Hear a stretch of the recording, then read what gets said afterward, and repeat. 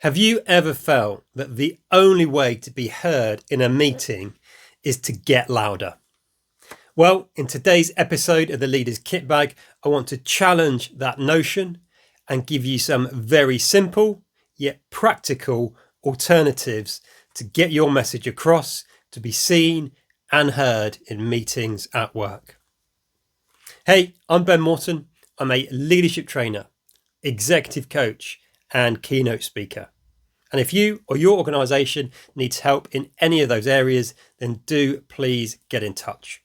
You can do so via the contact form on my website or send an email to chat@ben-morton.com. So, to today's episode of the Leader's Kitbag, how to be seen and heard in meetings without having to get louder. Love them or hate them, and let's be clear, many of us hate them, meetings are a regular part of most people's working day. And by their very nature, they present an opportunity for other people, our boss included, to pass judgment on us and the contribution that we are making.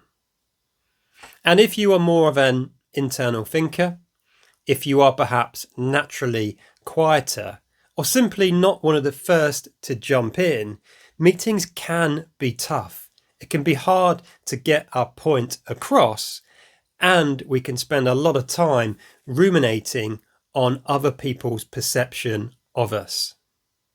But let's be clear, being quiet isn't the same as being weak or ineffective.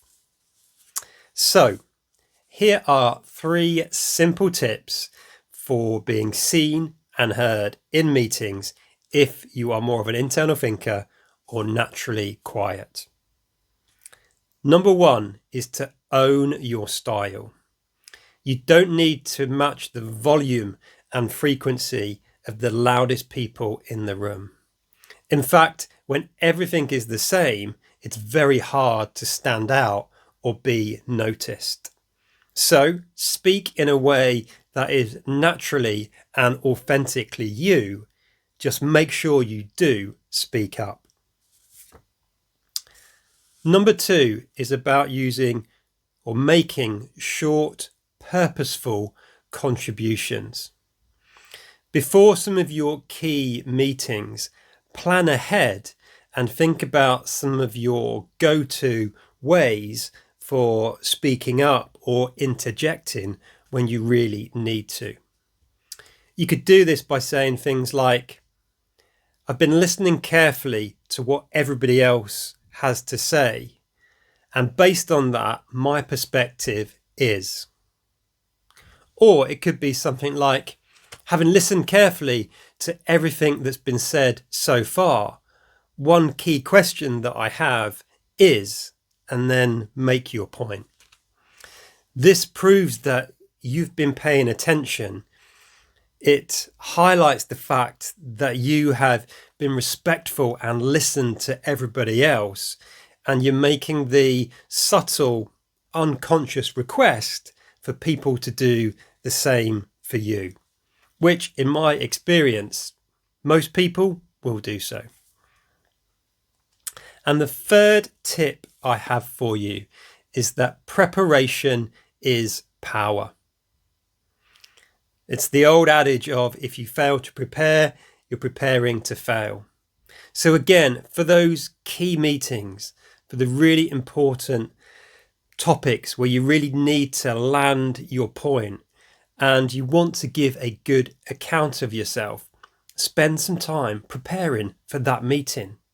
You might want to note down a couple of key points that you want to make, or perhaps a couple of key questions that you want to ask.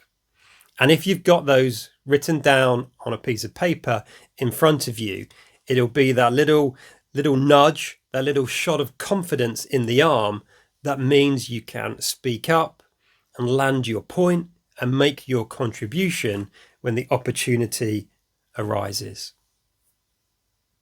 And finally, remember, leadership in meetings isn't about the volume and frequency. Rather, it's about the value that you bring.